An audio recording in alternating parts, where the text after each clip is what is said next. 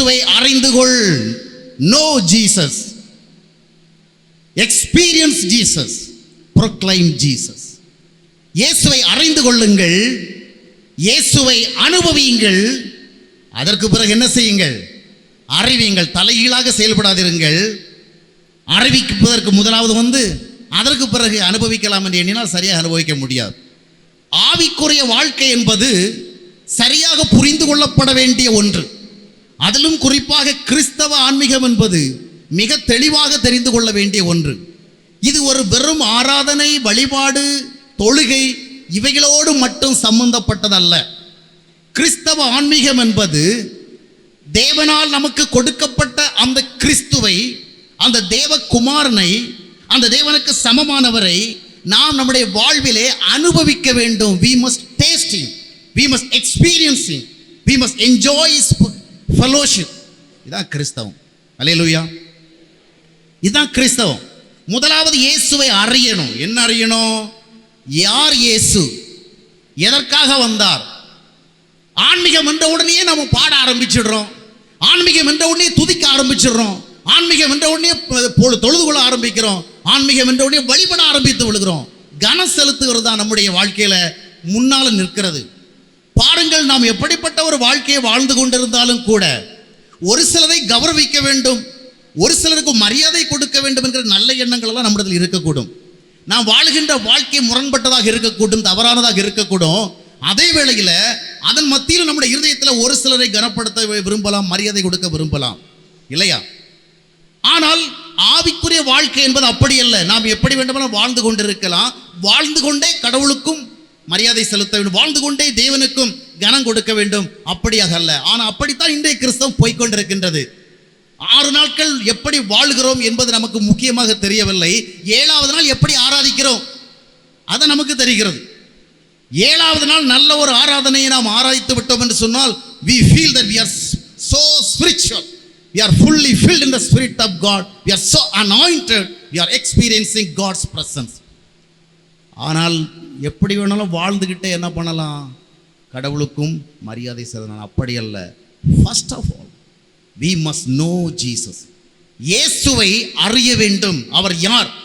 இன்றைய கிறிஸ்தவர்கள் மட்டும் இயேசுவை யார் என்று சரியாக அறிந்து கொண்டார்கள் என்று சொன்னால் கிறிஸ்தவர்கள் அல்லாதவர்கள் கிறிஸ்தவரை சரியாக அறிந்து கொள்வார்கள்.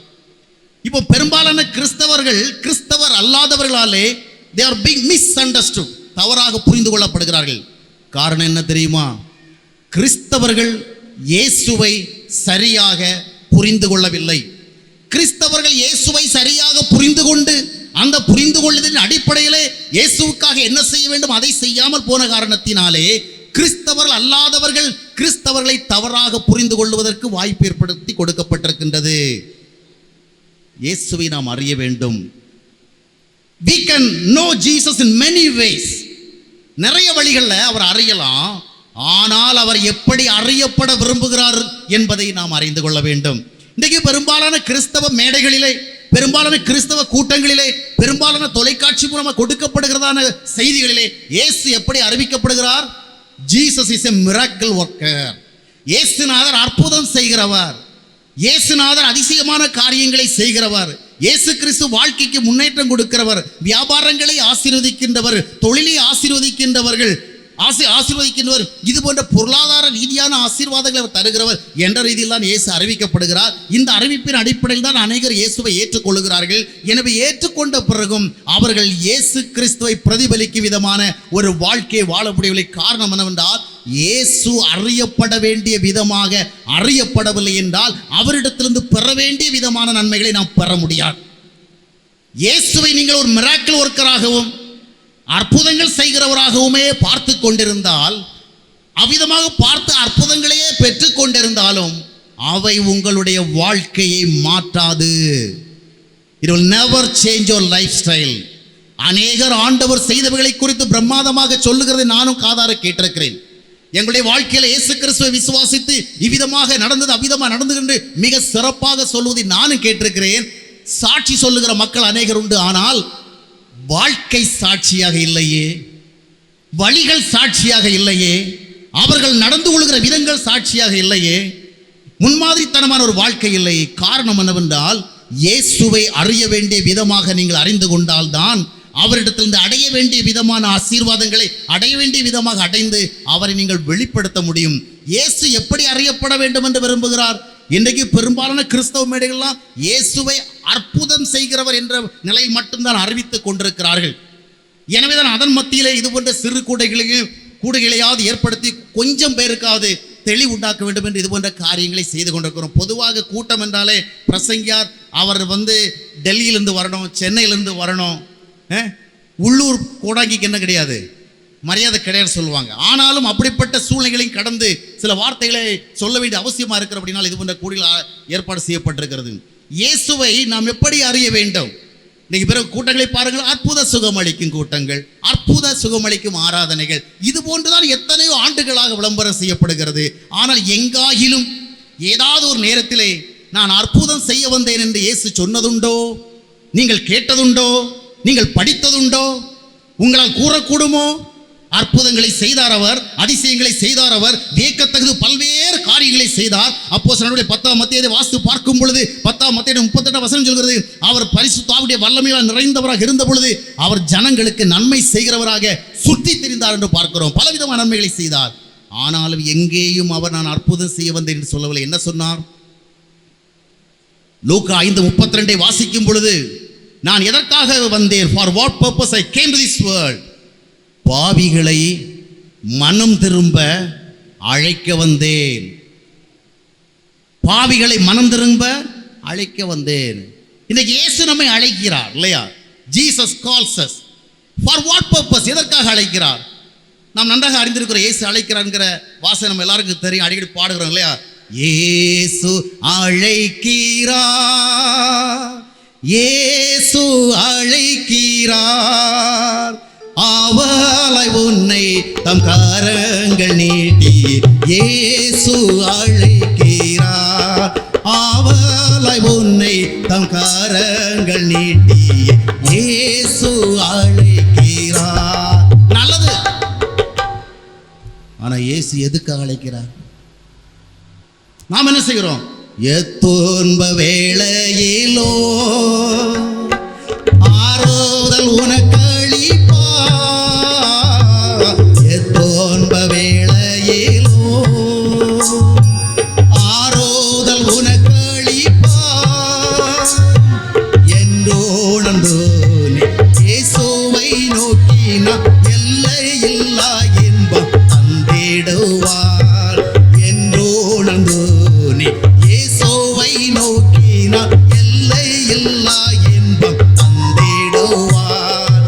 இயேசு அழைக்கிறார், இயேசு அழைக்கிறார், அவளை உன்னை தம் கரங்கள் நீட்டி இயேசு அழைக்கிறார், அவளை உன்னை தம் கரங்கள் நீட்டி இயேசு அழைக்கிறார்.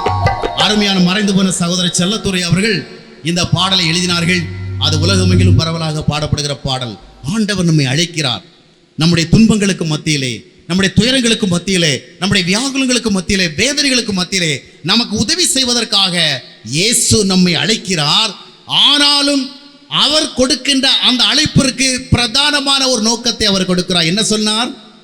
பாவிகளை மனம் திரும்புவதற்கு அழைக்கிறேன். இயேசு எதுக்கு அழைக்கிறாரு? அற்புதம் செய்யறதுக்காக முதலாவது அழைக்கவில்லை, அதிசயம் செய்வதற்காக முதலாவது அழைக்கவில்லை, நம்முடைய வாழ்க்கையில் நன்மை செய்வதற்காக முதலாவது அழைக்கவில்லை. முதலாவது எதற்கு அழைக்கிறார்? உன்னை மனம் திரும்புவதற்கு நான் அழைக்கின்றேன். காரணம் என்னவென்றால், வறுமை ஒரு பிரச்சனை தான், வேலையின்மை ஒரு பிரச்சனை தான், உறவுகளுக்கு மத்தியில் ஏற்படுகிற பிரச்சனைகள் ஒரு பெரிய பிரச்சனை தான், வியாதி ஒரு பிரச்சனை தான், பல்வேறு விதமான வாழ்க்கை நெருக்கடிகள் பிரச்சனைகள் தான். ஆனாலும் இவை எல்லாவற்றையும் விட ஆண்டவருடைய பார்வையில் பெரிய பிரச்சனையா தெரிவது எது தெரியுமா? மனிதனுடைய பாவம். இந்த பிரச்சனைக்கு தான் இயேசு கிறிஸ்து தம்முடைய ஜீவனே கொடுக்க வேண்டியதாக இருந்தது. வேற ஒன்றுக்கு அதை கொடுக்க வேண்டிய தேவை இருக்கவே இல்லை. வானத்திலிருந்து ஒரு வல்லமை இறங்கி வந்தால் போதும், பூமியில எல்லா வல்லமையான காரியங்கள் நடக்கும்.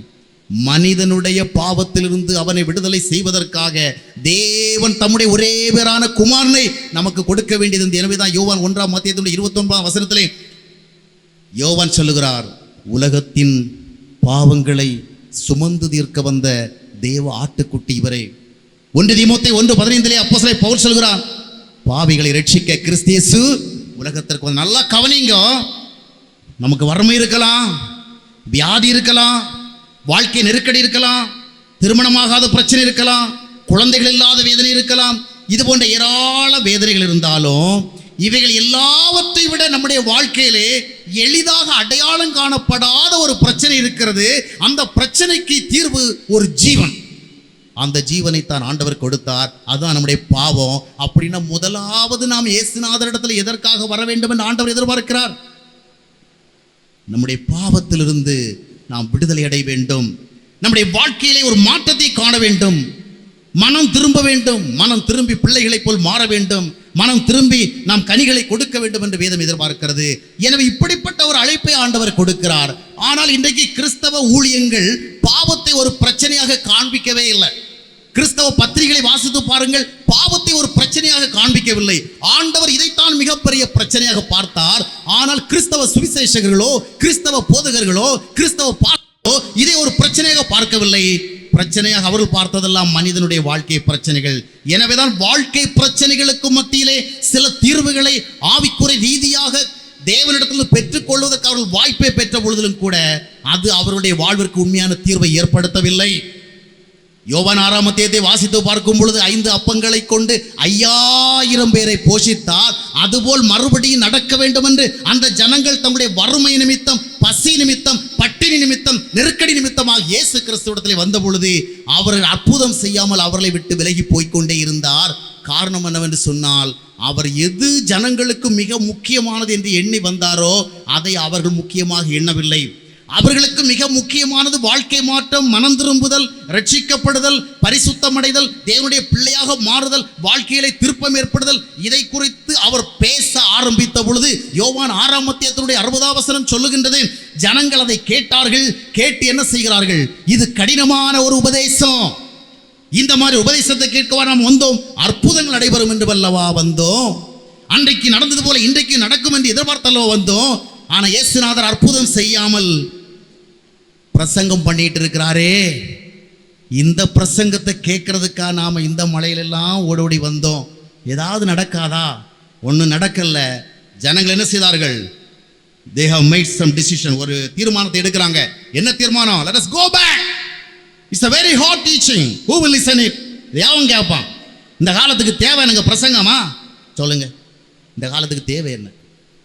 பிரசங்கமா? எவ்வளவு பிரசங்கம் கேட்டாச்சு. தொலைக்காட்சியை திறந்தா அப்படியே பிரசங்கமா மழை ஒளிகிறது இல்லையா? பிரசங்கமா தேவை. ஆம் சகோதரர்களே, ஆம் சகோதரி, பிரசங்கம் தான் தேவை. அல்லேலூயா. சத்தியம் இன்னும் சரியாக ஜனங்களிடத்திலே வந்து சேராத நிலைமை இருக்கிறது. யோவான் 8:32 ஆண்டவர் சொன்ன, சத்தியத்தை நீங்கள் அறிவீர்கள். you will know the truth will set you free. இன்னைக்கு அநேக நல்ல ஆராதனையாளர்கள், நல்ல வழிபாட்டாளர்கள், நல்ல தொழுகையாளர்கள், ஆனால் ஆவிக்குரிய வாழ்க்கையிலே விடுதலையுடையவர்கள் அல்ல, உண்மையான ஆவிக்குரிய வாழ்க்கையை வாழ்கிறவர்கள் அல்ல. காரணம் என்னவென்றால் they do not know the truth. அந்த சத்தியத்தினால் அவங்க விடுதலை அடையவில்லை. இன்னைக்கு சத்தியம் மறைக்கப்பட்டிருக்கின்றது. சத்தியம் கிறிஸ்தவ மக்களாலே மறுக்கப்பட்டிருக்கின்றது.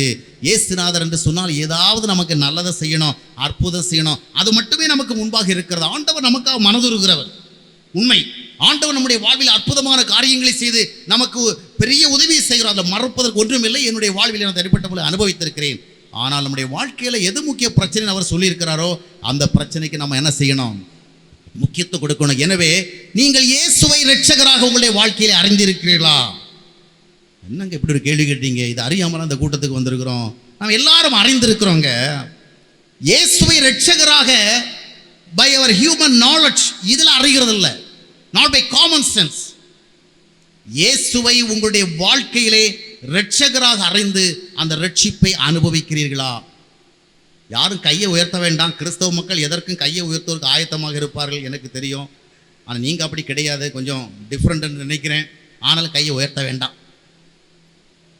நீங்கள் சத்தியத்தை அறிந்து, இயேசுவை இரட்சகராக அறிந்து ரட்சிப்பை பெற்றிருக்கிறீர்களா? நீங்க சர்ச்சுக்கு போறதெல்லாம் உண்மைதான், நீண்ட காலம் ஆராதனை செய்கிறது உண்மைதான், வழிபாடுகளில் பங்கு கொள்வது உண்மைதான், காணிக்கைகள் கொடுப்பது உண்மைதான், தொழுகையில் ஈடுபடுவது உண்மைதான், மிஷனரி ஸ்தாபனங்களை தாங்குவது உண்மைதான், உங்கள் வீடுகளில் ஜெபக்கூட்டம் நடத்துவது உண்மைதான், ஃபேமிலி பிரேயர் நடத்துவது உண்மைதான், பல்வேறு விதங்களிலே நீங்கள் ஊழியர்கள் எல்லாம் தாங்குகிறீர்கள். ஆனால் இயேசுவுடைய ரட்சிப்பை நீங்கள் உங்களுடைய வாழ்க்கையிலே அனுபவிக்கிறீர்களா? அப்படி அனுபவிக்கவில்லை என்றால் இயேசுவை முதலாவது இரட்சகராக அறியுங்கள். அவர் இந்த பூமிக்கு வந்தது ஆராதனைக்காக அல்ல, நம்மை ரட்சிப்பதற்காக. ஆராதனைக்கு இரண்டாவது இடம் கொடுக்க வேண்டும். ஆண்டவர் எதற்காக இந்த பூமிக்கு வந்தாரோ அதனை பெற்றுக்கொள்வதற்கு முதலிடம் கொடுக்க வேண்டும். அல்லேலூயா. ரட்சிக்கப்பட்டு தான் ஆராதிக்க வேண்டுமே ஒழிய ஆராதித்து ரட்சிக்கப்படுறதில்லை. ரட்சிக்கப்படாமலே ஆராதிக்க ஆரம்பிச்சோம்னா அதுவே நமக்கு பழகி போகும். முதலாவது என்ன செய்ய வேண்டும்? ரட்சிக்கப்பட வேண்டும்.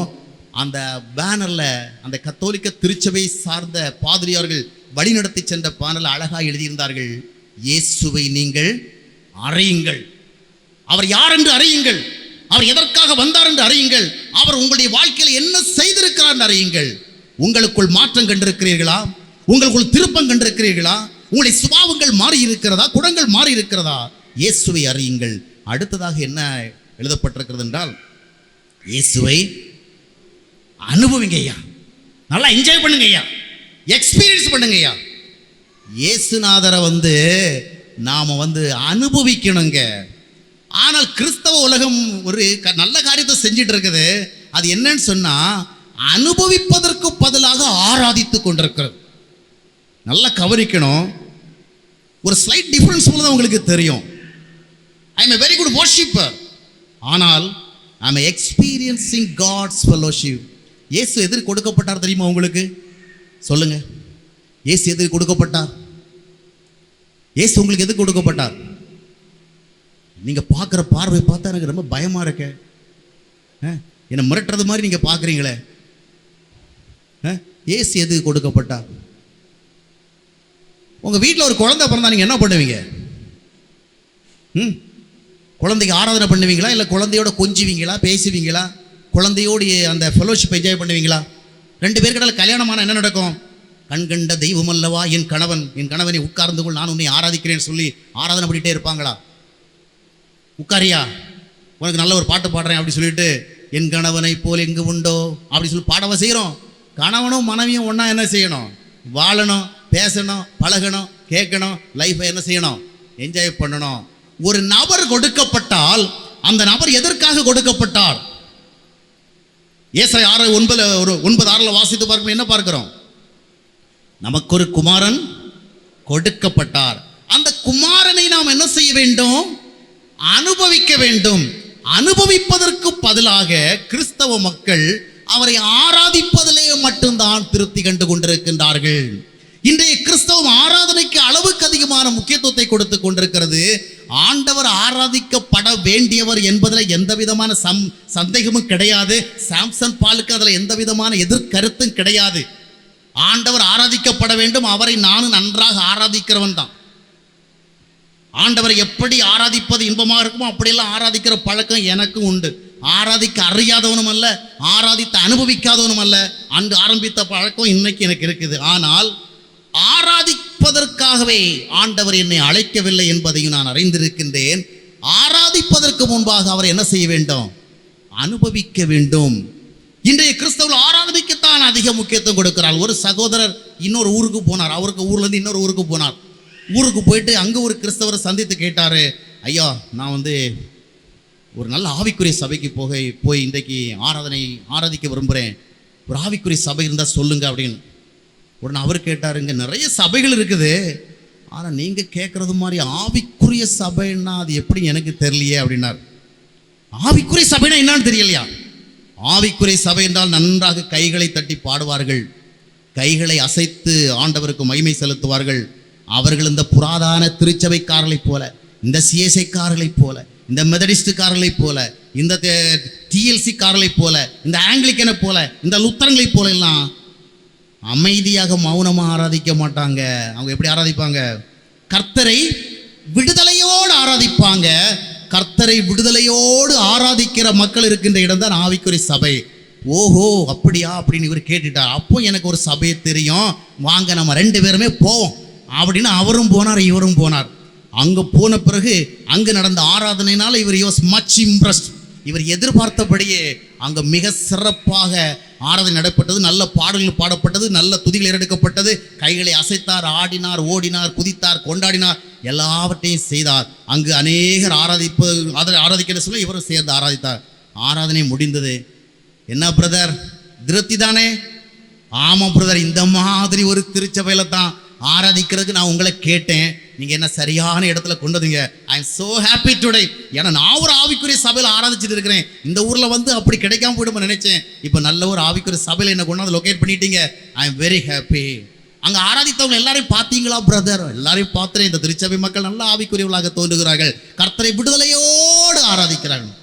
அப்புறம் கொஞ்சம் உட்காருங்க, ஒரு டீ ஒன்று சாப்பிடுவோம், சில விவகாரங்கள் சொல்கிறேன்.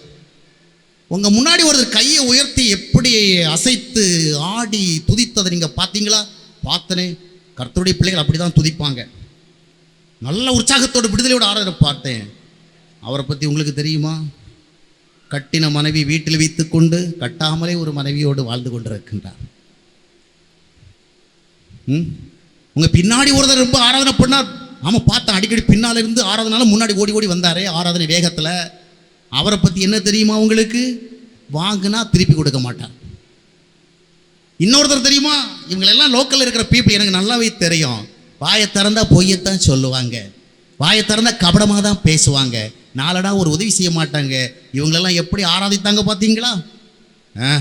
நல்லா தானே ஆராதிச்சாங்க. ஆராதனை நல்ல விடுதலையோடு தான் ஆராதித்தார்கள். ஆனால் வாழ்க்கையில் தான் விடுதலை இல்லை. இன்றைக்கு ஒரு விதமான மாய்மாலத்துக்குள்ளே கிறிஸ்தவ மக்கள் சிக்கிக் கொண்டிருக்கிறார்கள். 6 நாட்கள் விடுதலை இல்லாத ஒரு வாழ்க்கையை வாழ்ந்து கொண்டு 7வது நாள் ஒரு ஆராதனை சூழலை சென்று நன்றாக பாட முடிவதினாலே, நன்றாக துதிக்க முடிவதினாலே, நன்றாக கைகளை அசைக்க முடிவதினாலே அவர்கள் தாங்கள் நல்ல ஒரு ஆவிக்குரிய வாழ்க்கையை வாழ்வதாக தவறாக புரிந்து கொண்டிருக்கிறார்கள். அவர்களை உண்மையான கிறிஸ்தவர்களாக சமுதாயம் அடையாளம் கண்டு கொள்ளவில்லை. அவர்கள் ஆராதிக்கின்ற இடத்தில் மட்டும் நல்ல ஆராதனையாளர்களாக அறிந்திருக்கின்றார்கள். அருமையானவர்களை, திருச்சபைகளில் சென்று அவன் நல்லா ஆராதிக்கிற பொழுது நமக்குள்ள ஒரு உற்சாகம் வரலாம், நன்றாக பாட முடியலாம், நன்றாக துதிக்க முடியலாம். ஆனால் கிறிஸ்தவர்கள் நன்றாக துதித்து நன்றாக பாடி நன்றாக உற்சாகப்பட்டு பரவசமும் அடையணும். நானும் அதை விரும்புகிறேன். ஆனால் இப்படிப்பட்ட பரவசங்களை அடைவதினாலே, ஆராதனை நிலைகளில் அதிக உற்சாகத்தோடு ஆடி பாடுவதினாலே நாம் ஆவிக்குரியவர்களாக வாழ்கிறோம் என்பது is not a confirmed truth. அது உறுதிப்படுத்தப்பட்ட உண்மை அல்ல. ஒருவேளை நாம் ஒரு ஆராதனை கூடுகையிலே செல்லுகின்ற பொழுது நம்மை மறந்து ஆராதிக்கலாம், ஆவி நிரம்பி வழிந்தது போல நாம் எண்ணலாம், அந்நிய பாஷையை பேசுகின்ற பொழுது நமக்குள்ளே ஒரு பெரிய உத்வேகத்தை உணரலாம்.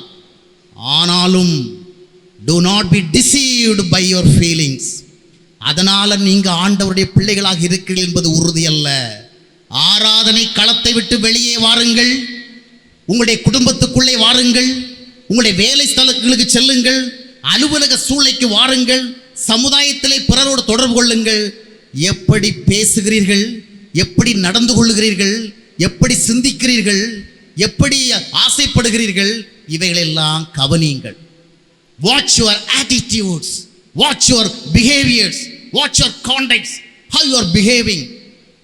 விடுதலையாக ஆராதிக்க முடிவதினாலே விடுதலையாக்கப்பட்ட கிறிஸ்தவன் என்பது உண்மை அல்ல.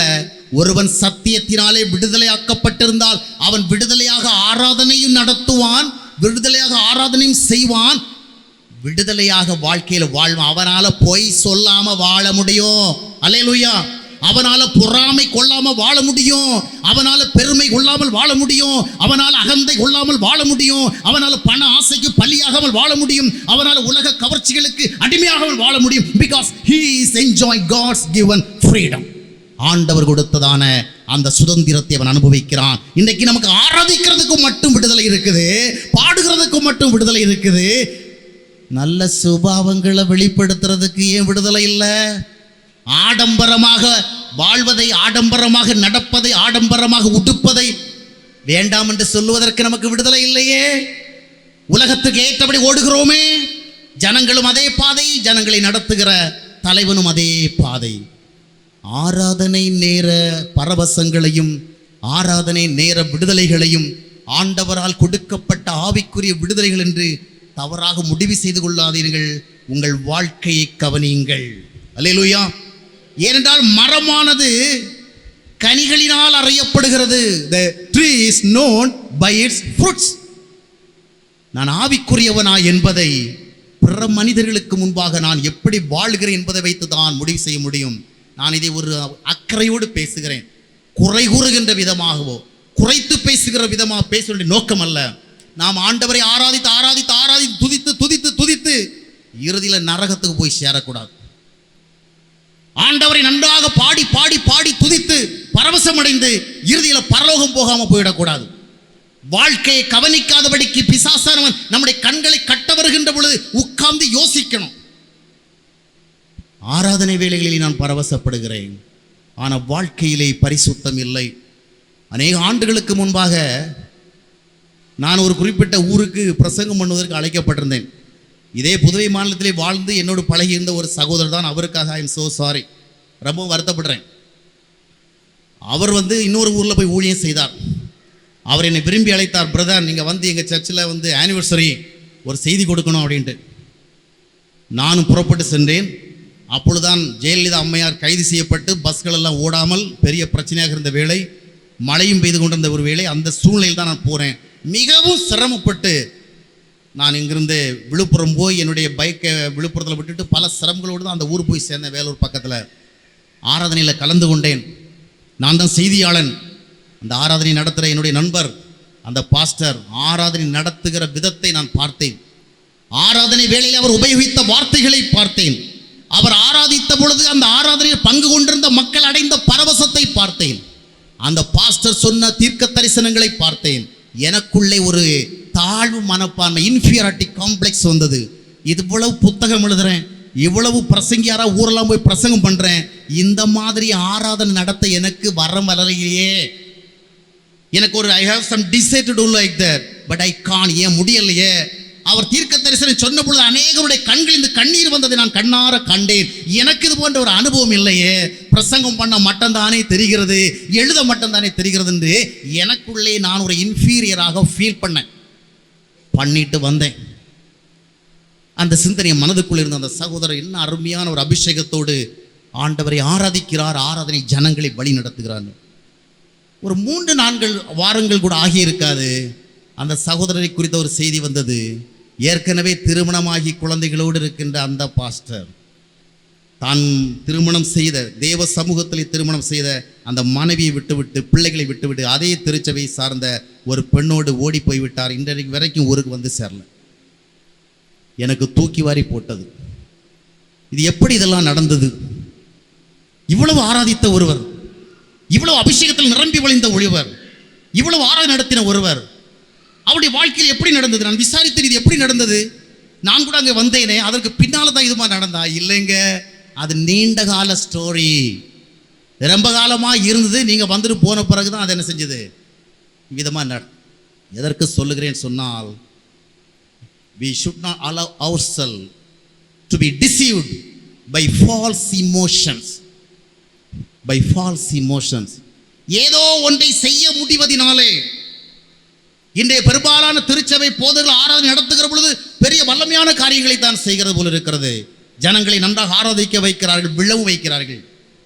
ஆனால் ஜனங்களை அவர்கள் வாழ்ந்து காட்டுவதற்கு வழி நடத்தவில்லை. இவர்களும் வாழ்ந்து காட்டுவதற்கு சாட்சியாக நிற்கவில்லை. காரணம் என்னவென்று சொன்னால், போலியான பரவசங்களையும் போலியான உணர்ச்சி கொந்தளிப்புகளையும் நாம் ஒரு போலியான ஆராதனை மூலமாக உருவாக்கி கொள்ள முடியும். எதற்காக இதை சொல்லுகிறேன் சொன்னால், தயவு செய்து என்னை மிஸ் அண்டர்ஸ்டாண்ட் பண்ணிக்காதீங்க. நம்முடைய பிரயாசங்களுக்கு பலன் இல்லாமல் போயிடக்கூடாது.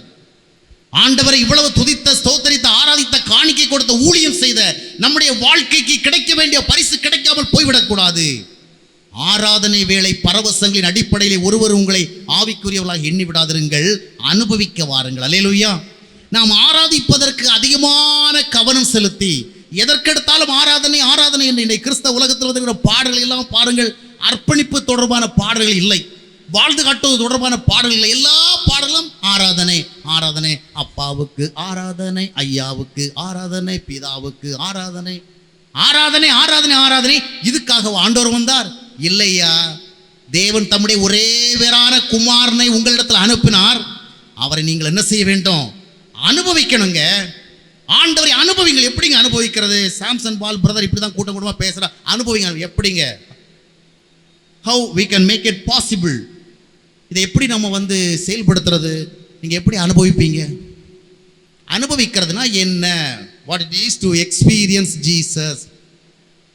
நிறைய இருக்குது. அதை குறித்து விளக்கமாக பேசினா நான் சொல்ல வந்த சப்ஜெக்டை சரியாக சொல்ல முடியாது.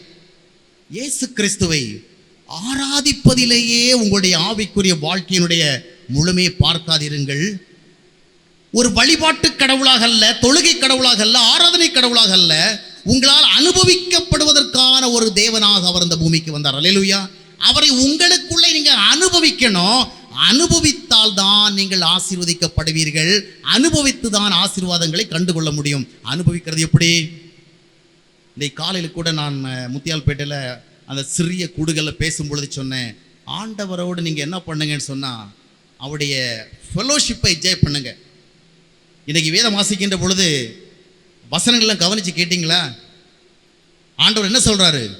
இனி நான் உங்களை என்னுடைய ஊழியக்காரர் என்று சொல்ல மாட்டேன், உங்களை என்னுடைய நண்பர்கள் என்று சொல்லுவேன். என் பிதாவிடத்திலிருந்து கேள்விப்பட்ட எல்லாவற்றையும் நான் உங்களுக்கு சொன்னேன். அப்போ ஆண்டவர் நம்மை யாராக பார்க்க விரும்புகிறார்? பல விதங்களிலே அவர் தாம் பார்க்கப்பட விரும்புகிறார். ஆனால் அவற்றில் ஒன்று, அவரை நண்பராக பார்க்க வேண்டும். நண்பர்னா என்ன தெரியுமா? நண்பர்கள் ஒருவருக்கொருவர் எதையும் மனசில் என்ன செய்ய மாட்டாங்க, வச்சிக்க மாட்டாங்க. மனைவிட்ட கூட சொல்ல மாட்டான், முக்கால்வாசி தான் சொல்லியிருப்பான். ஆனால் முழுசும் யார்கிட்ட சொல்லுவான்? மனைவியை குறித்து ஒருதங்கிட்டையும் வேறாட்டி சொல்ல மாட்டான், உறவிட்ட கூட சொல்ல மாட்டான். ஆனால் அவனுடைய நெருங்கின நண்பர்கிட்ட போய் மனைவியை குறித்து கூட சொல்லுவான். கணவனை குறித்து வேறு யார்ட்டையும் சொல்ல மாட்டாங்க.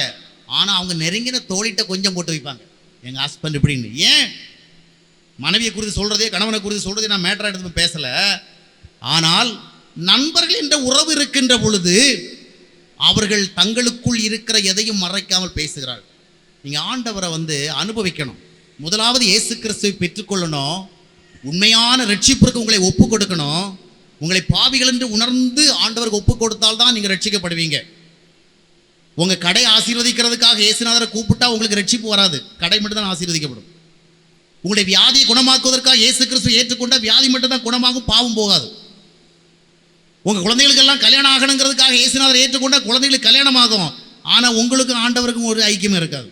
என்ன பிரதர் அப்படி சொல்கிறீங்க? ஆமாம். நீங்கள் எந்த அடிப்படையில் அவரை அறிந்து அழைக்கிறீர்களோ அந்த அடிப்படையில் தான் காரியம் நடக்கும். அவர் யார்? Who is Jesus? He is our Savior.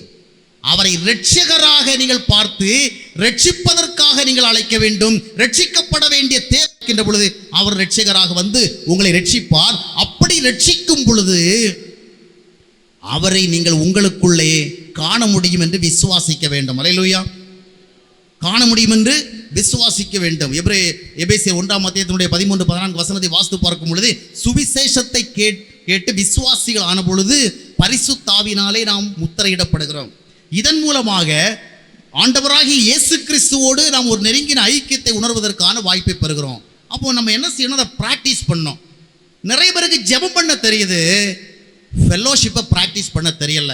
ஜெபம் பண்ண ஆரம்பித்த உடனே எப்போ பாருங்க, இந்த இயேசுநாதரை குறித்த ஒரு ராங் ஐடியா கிறிஸ்தவ மக்கள் மத்தியில் இருக்கு. இயேசுநாதத்தில் பேசினா அதிகமாக எதை பேசுறீங்க? உங்கள் நெஞ்சில் கையை வச்சுட்டு சொல்லுங்க. இயேசுநாதத்தில் நான் பேசுனா என்ன பேசுவேன்? ஆண்டவரே, என்னுடைய கணவர் ரட்சிக்கப்பட வேண்டுமே, என்னுடைய அம்மா ரட்சிக்கப்பட வேண்டுமே, என்னுடைய அப்பா ரட்சிக்கப்பட வேண்டுமே, என்னுடைய பிள்ளைகளுக்கெல்லாம் நல்ல இடத்துல கல்யாணம் நடக்கணுமே, என் வியாபாரம் ஆசீர்வதிக்கப்படணுமே, என் உடம்பு இருக்கிற தலைவலி கால்வெளியெல்லாம் நீக்கணுமே, ஆண்டவரே 4 பேருக்கு மத்தியில் நான் தலைமை நிற்க வேணுமே. இதை தான் பேசுகிறோம். இதெல்லாம் பேசக்கூடாதா? பேசலாங்க. ஆனால் இதையே பேசிட்டு இருந்தா அவர் ஓடிடுவாருங்க. இயேசுநாதர் ஜெபம் கேட்கிற ஒரு இயந்திரம் அல்ல.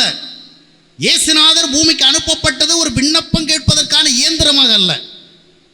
நமக்கு ஆண்டவன் சொன்ன, ஆண்டவரே, எங்கள் பரலோகத்தில் இருக்கிற தேவனாகிய கர்த்தாவே, எங்களுடைய வாழ்க்கையில் இருக்கிறதான கஷ்டங்கள், துன்பங்கள், பிரச்சனைகள் எல்லாவற்றையும் அறிவீர். வருத்தப்பட்டு பாரம் சுமக்கிறவர்களை நீ என்னிடத்திலே வானவர்களை பாருதருவே என்று சொன்னீரே. ஆண்டவரை, என்னுடைய வாழ்வில் இருக்கிற கஷ்டங்கள் எல்லாம் நீக்குவீராக, கண்ணீரை துடைப்பீராக, என் பிள்ளைகளுக்கெல்லாம் நல்வாழ்வை கொடுப்பீராக, என் மகளுக்கு குழந்தை கொடுப்பீராக, எனக்கு ஒரு நல்ல வீட்டை தருவீராக. சோத்திரம் ஆண்டவரே, எல்லாவற்றையும் இயேசு நாமத்தில் கேட்கிறோம் பிதாவே. எப்போ பார்த்தாலும் எதையாவது கேட்கறதுக்காகத்தான் ஜெபம் பண்றோம். அப்படிதான் தமிழ்நாட்டிலேயே புதுச்சேரியில இன்னும் பல மாநிலம் ஜெப வீரர்கள் நிறைய எழுப்பிட்டாங்க. ஜார்க்கண்டுக்காக ஜெபிக்கிறவங்க, அஸ்ஸாமுக்காக ஜெபிக்கிறவங்க, உத்தரப்பிரதேசுக்காக ஜெபிக்கிறவங்க, தமிழ்நாட்டை ஆசீர்வதியும் ஆண்டவரேன்னு ஜெபிக்கிறவங்க, 12 மணி நேரம் 24 மணி நேரம் ஜெபிக்கிற நிறைய ஜெப வீரர்கள் ஜெப வீராங்கனை எல்லாம் எழுப்பிட்டாங்க. ஆனால் இயேசுவை அனுபவிக்கிறவர்கள் எழும்பல. நீங்க எழும்பணும். அல்லேலூயா. நீங்க எழும்பணும். அனுபவிக்கணும். என்ன தெரியுமா? ஆண்டவர்கிட்ட பேசணுங்க. எப்போ பார்த்தா அதை தாரும் இதை தாருன்னே சொல்லிட்டு இருக்கக்கூடாது. உங்க ஃப்ரெண்டு ஒருத்தர் உங்க வீட்டுக்கு வரவில்லை, வருகிற நேரத்துலலாம் நீங்கள் எதையா கேட்குறீங்க, அவர் வீட்டுக்கு போகிற வழியும் இதையெல்லாம் கேட்குறீங்க. இவர் அதிக நாள் உங்களுக்கு நண்பராக இருக்க மாட்டார். நான் பள்ளிக்கூடத்தில் படிக்கிறவில்லை, எங்கள் உயர்நிலை பள்ளிக்கூடத்தில் ஹெட் மாஸ்டர் ஒரு முறை எங்களிடத்தில் பேசுகிற பொழுது ஒரு உதாரணம் சொன்னார். ஒருத்தன் இருந்தானா, அவன் எங்கே போனாலும் என்ன கேட்பான்னா, உங்களுடைய வீட்டிற்கு வந்தால் எனக்கு என்ன தருவீங்க, எங்கள் வீட்டுக்கு வந்தால் நீங்கள் என்ன கொண்டு வருவீங்க? கவனிச்சிங்களா? உங்க வீட்டுக்கு வந்தா என்ன தருவீங்க? சில வேளை நீங்க எங்க வீட்டுக்கு வந்தா என்ன தருவீங்க? எதையாவது வாங்கணும், பெற்றுக்கொள்ளணும் என்பதுதான் நோக்கம். அருமையானவர்களே, ஆவிக்குரிய சிந்தனைகளில் பெரிய மாற்றங்கள் தேவைப்படுகிறது. இயேசுநாதரோடு நீங்கள் தொடர்பு கொண்டு பேசுகிற பொழுதெல்லாம் அதைத்தாரும் இதைத்தாரும் அதைத்தாரும் இதைத்தாரும் என்றே கேட்டுக்கொண்டார்கள். வேதம் என்ன சொல்கிறது? நீங்க ஜெபம் பண்ண முடிகிறதுக்கு முன்னாடியே உங்களுக்கு என்ன வேணும்னு தெரியுமா? உங்க குடும்பத்தில் என்ன பிரச்சனை? நீ ஜெபம் பண்ற வேலையை, ஆண்டவரே என்னுடைய முதுகுல வலிக்கிறது, ஆண்டவரே முதுகுல வலிக்கிறது, ஆண்டவரே முதுகுல வலிக்கிறது குணமாக்குவீராக. ரைட் நவ இப்படி சொன்னாதான் ஓஹோ இவனு முதுகு வலிக்குது போல இருக்க, எங்கப்பா வலிக்குன்னு கேட்பார் அப்படின்னு நினைக்கிறோம். நீ ஜெபம் பண்ண வந்த வேளையிலேயே நீ முதுகு வலியோட தான் வந்திருக்கீன்னு தெரியும். அதனால ஆண்டவரே எனக்கு முதுகு வலிக்கிறது, கர்த்தருடைய நாமத்திலே கட்டி ஜெபிக்கிறது, முதுகு வலி நீங்குவதாக இயேசுவே. இப்படியே ஜெபம் பண்ணிட்டு இருக்க விடாங்க. உங்க வாழ்க்கையை அவரோடு பகிர்ந்து கொள்ளுங்கள். உங்களுடைய வாழ்க்கையை அவரோடு பகிர்ந்து கொள்ளுங்கள். உங்களுடைய எண்ணங்களை அவரோடு பகிர்ந்து கொள்ளுங்கள். உங்களுடைய நினைவுகளை அவரோடு பகிர்ந்து கொள்ளுங்கள். எனக்கும் என் ஒய்ஃபுக்கும் சில நேரத்தில் மிஸ் அண்டர்ஸ்டாண்டிங் எல்லாம் வரும். அப்படியா? அதை போய் மேடையில் போய் சொல்லிட்டீங்களே. உண்மையை எல்லா இடத்துலையும் சொல்லணுங்க. உங்கள் எல்லா குடும்பத்திலையும் அது நடக்கும். அதனால அது எங்கள் குடும்பத்திலையும் நடக்கிறத சொல்கிறேன். எல்லாரும் சொல்ல மாட்டாங்க. உங்கள் குடும்பத்தில் நடக்கலையா? சில நேரத்தில் நம்ம கருத்து ஒன்றா இருக்கும், அவங்க கருத்து ஒன்றா இருக்கும் இல்லையா? நான் இதை வாங்குன்னு சொல்லுவேன், அது அவங்க அதை வாங்குன்னு சொல்லுவாங்க. நான் சொல்லி இதை முதல்ல வாங்குவோம், அவங்க இல்லை இதை முதல்ல வாங்கணும். நான் அங்கே போகிறேன்னு சொன்னால் இவங்க இங்கே போகிறேன்னு சொல்லுவாங்க. இதெல்லாம் சகஜமாக வாழ்க்கை நடக்கிறது. அந்த மாதிரி கருத்து வேறுபாடுகள் ஏற்படுகின்ற பொழுது நம்முடைய கருத்துக்காக போராடுகிற ஒரு மனநிலை வரும். அப்படி தானே? அவர் போய் என்ன செய்யும்? வார்த்தைகள் எல்லாம் வேகமடையும், சிலதில் கோபம் அடையும். அப்புறம் உன்னை எனக்கு தெரியும், பார்த்துக்கிறேன், என்னை பற்றி உனக்கு நல்லா தெரியல, இப்படியெல்லாம் பேசுகிறது குடும்பங்களில் நடக்கும். அதுக்கு பிறகு ஜெபம் பண்ண போனா என்ன பண்ணுவேன்? அன்பின் ஆண்டவரே சோத்திரம் ஹல்லேலூயா. இல்லைங்க, ஜெபம் பண்ண போன ஆண்டவரே என் ஒய்ஃபுக்கு எனக்கு கொஞ்சம் மிஸ் அண்டர்ஸ்டாண்டிங் இருக்கு. நான் ஒன்று சொல்ல அவங்க ஒன்று சொல்ல, அவங்க ஒன்று சொல்ல நான் ஒன்று சொல்லி எங்களுக்குள்ள கோபமே வந்துச்சுது. கஷ்டமாக இருக்குது ஆண்டவரே. குடும்ப வாழ்க்கை ரொம்ப சந்தோஷமாக இருக்கணும், கொஞ்சம் சஞ்சலமாக இருக்குது ஆண்டவரே. என்ன பண்ணுறேன்னு தெரில. உம்மிடத்தில் எல்லாத்தையும் சொல்லிட்டு அந்த போனால் மறுபடியும் தவறுகள் திரும்புகிறது ஆண்டவரே. இப்படியெல்லாம் என் ஆண்டவரிடத்தில் நான் பேசுவேன். அல்லேலூயா. உங்களுக்கு நான் சீக்கிரட்டை சொல்லித்தரேன். Do not hide anything from God's knowledge. You cannot hide anything from His eyes. உங்கள் வாழ்க்கையில் நடந்ததை ஒன்றையும் அவருக்கு மறைக்க முடியாது. அதனால அவர் அறிஞ்சு வச்சிருக்கனால அவர்கிட்ட போய் நான் என்ன செய்யுங்க? சொல்லுங்க. உங்கள் மனசில் இருக்கிறதெல்லாம் சொல்லுங்க. உங்கள் ஹஸ்பண்ட் மோசமாக இருந்தால் உங்களுக்கு தெரிஞ்சவங்ககிட்ட எல்லாம் போய் சொல்லி அந்த மனுஷனை என்ன செய்யாதுங்க? ரொம்ப வேதனைப்படுத்தாதுங்க. உங்கள் ஹஸ்பண்ட் ரட்சிக்கப்படலைன்னு சொன்னால் ஊழியக்காரன் நிற்கிறவில்லை, ஐயா பாஸ்டர் ஐயா இவர் இன்னும் ரட்சிக்கப்படலைங்க, இவருக்கா ரட்சிக்கப்படுங்கன்னு அவர் அங்கே நிறுத்தி வச்சுட்டு கேவலப்படுத்தாதீங்க. இவர் இன்னும் மனம் திரும்பலைங்க, ஒரு ஞானஸ்தானம் எடுக்கலைங்க, எவ்வளோ சொல்லி பார்த்தா இந்த மனுஷனால் குடும்பத்தில் நிறைய பிரச்சனை. அப்படி சொல்லுங்க. ஆண்டவரிடத்தில் சொல்லுங்க. அல்லேலூயா. உங்கள் கணவர்களை குறித்து குறைபாடுகள் இருந்தால் பிறரிடத்திலே சொல்லாமல் தேவனிடத்தில் சொல்லுங்கள்.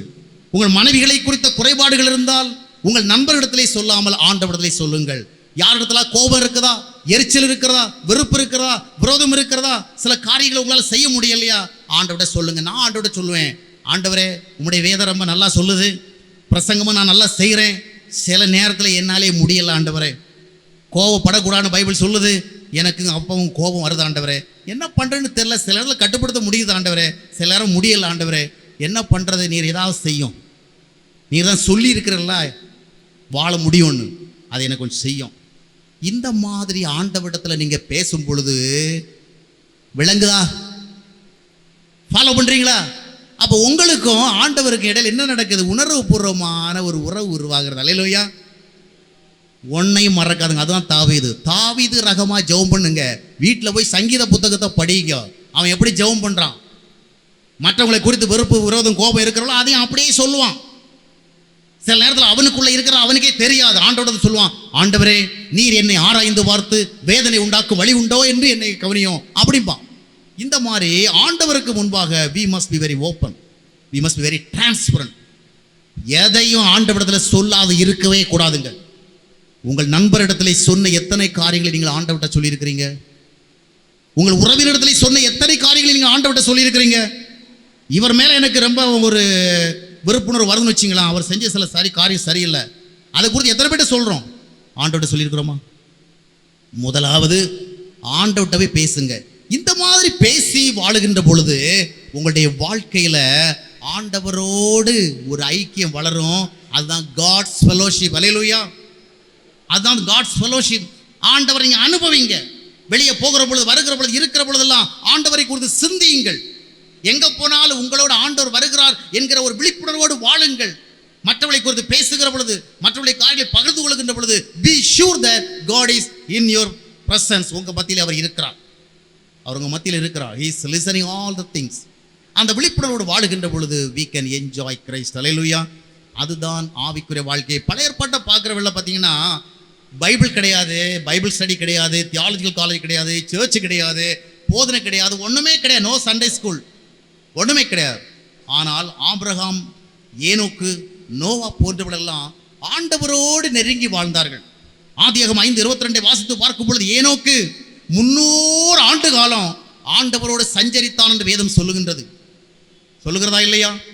ஆதியாகமம் 6ஆம் அத்தியாயத்தினுடைய 9ஆம் வசனத்தில் வாசித்து பார்க்கும் பொழுது நோவா தேவனோடு சஞ்சரித்துக் கொண்டிருந்தான் என்று வேதம் சொல்லுகிறது.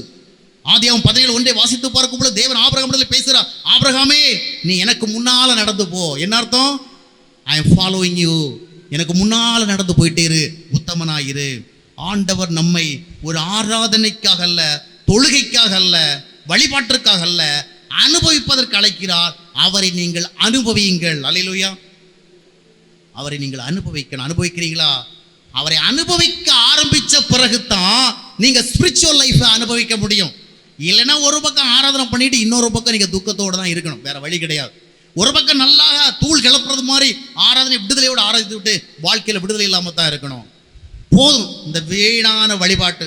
சிலர் ஆணி அடிச்சு வச்சது மாதிரி அதே திருச்சபையில் 30 வருஷம் 40 வருஷம் 50 வருஷம் உட்கார்ந்து ஆராதித்து தொழுது கடைசியில் கர்த்தருக்குள் நித்திரடைந்தாள் என்ற பெயரை வாங்கி கொண்டு கர்த்தருக்கு வெளியே தான் நித்திரடைகிறாங்க. சொந்தக்காரங்க போனா போதுன்னு என்ன பண்றாங்க? எழுதி வைக்கிறாங்க, கர்த்தருக்குள் அவர் நித்திரை அடைந்தார்கள். வெறும் வழிபாடல்ல, வெறும் வழிபாடு உங்களுக்கு ஆன்மீக ஆசீர்வாதங்களை கொண்டு வராது. You must experience Christ. ஆண்டவரோடு நெருங்கி பழகுங்கள், நெருங்கி பேசுங்கள். எதையாவது பெறுவதற்காக மட்டும் ஜெபம் பண்ணாதுங்க, எதையாவது பெறுவதற்காக மட்டும் உபவாசம் இருக்காதுங்க. உபவாசம் இருக்கிறீங்களா? ஆண்டவரோடு உள்ள தொடர்புகளில் வலிமை அடைவதற்காக உபவாசம் இருங்க. ஏதோ நான் உபவாசம் இருந்ததாதான் ஆண்டவர் எனக்கு தருவார்னு சொல்லிட்டு அவரை ஒரு கடினமான காரரை போல எண்ணாதிருங்க. அவர் மனதுருக்கம் உள்ள ஒரு தேவன். நீங்க 4 நாள் பட்டினி கிடந்தாதான் அவர் ஒரு காரியத்தை செய்யணும் கட்டாயம் கிடையாது. பட்டினி கிடந்து உங்களுடைய ஆவியை தாழ்த்துங்க. அப்பொழுது you can enjoy God's presence more. அல்லேலூயா. அப்பொழுது தெய்வீக வல்லமை உங்களுக்குள்ளே பாய்ந்து வரும், தெய்வீக உறவு உங்களுக்குள்ளே பாய்ந்து வரும், தெய்வீக ஐக்கியம் உங்களுக்குள்ளே பாய்ந்து வரும். அப்பொழுது யூ வில் ஷைன். நீங்க பிரகாசிப்பீங்க. இப்போ நம்ம ஆண்டவரை அனுபவிக்கிறது அடுத்தபடியே பார்க்க போகிறோம். ஆண்டவர் அனுபவிச்சா என்ன நடக்கும்? எல்லாத்தையும் நான் சொல்லிட்டு இருப்பேன், நீங்க கேட்டே இருக்கலாம்னு நினைக்கிறீங்களா? பிரதர் சொல்லுங்க பிரதர், உங்க வீட்டு சமாச்சாரம் சொல்லிட்டே இருங்க, நான் கேட்டே இருக்கணும்னு நினைக்கிறீங்களா? ஆண்டவர் அனுபவிச்சா என்ன நடக்கும்? முதலாவது சொல்லுங்க. யாரா ஒருத்தர் சொன்னாதான் பிரசங்கம் குறிப்பிட்ட நேரத்தில் முடியும். ஏன்னா ஒரு 2 மாதம் 3 மாதத்துக்கு முன்னாடி ரோஸ்மா கல்யாண மண்டபத்தில் ஒரு மீட்டிங் நடந்தாலும் 10:30 மணி வரை நடந்தது. அதை மாதிரி நானும் என்ன செய்திருவேன், அந்த உரிமையை எடுத்துக்கொள்வேன். சரி, ஆண்டவரை அனுபவிச்சா என்ன நடக்கும்? ஆண்டவரை அனுபவிப்பது என்றால் என்ன? யார் பதில் சொல்றீங்க? சரியா பதில் சொன்னீங்கன்னா வெளியே போறவங்கள ஒரு இலவசமாக ஒரு ஜீவனுடைய மாதிரியில் உங்களுக்கு பரிசா கிடைக்கும். சத்தமா சொல்லுங்க சிஸ்டர். வாழ்க்கையில இது விளைவு. ஆண்டவரை அனுபவித்தா உங்களுக்குள்ள நீங்க என்ன உணர்வீங்க சொல்லுங்க?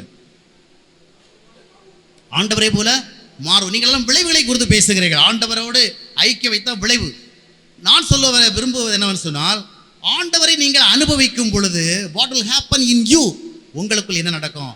ஆண்டவரை அனுபவிப்பது என்பது என்ன தெரியுமா? ஒருவரோடு நெருங்கி உறவாடுகிற பொழுது, பழகுகிற பொழுது, பேசுகிற பொழுது முதலாவது நீங்கள் அவரிடத்திலிருந்து என்ன பெறுவீர்கள் சொல்லுங்க? பாயிண்ட்டுக்கு வாங்க. இன்னொருவரோடு நெருங்கி பழகுகிற பொழுது அவருடைய அன்பை நீங்கள் உணர்வீர்கள் இல்லையா? you will feel his love. அல்லேலூயா. கர்த்தராகிய இயேசு கிறிஸ்து அன்பினுடைய வடிவம் இல்லையா? அவர் அன்பாக இருக்கிறார் என்று வேதம் சொல்லுகிறது. 1 யோவான் 4:16 இல்லையா? 1 யோவான் 4:7 என்ன சொல்லுகிறது? அன்பு அவரிடத்திலிருந்து தான் புறப்படுகிறது.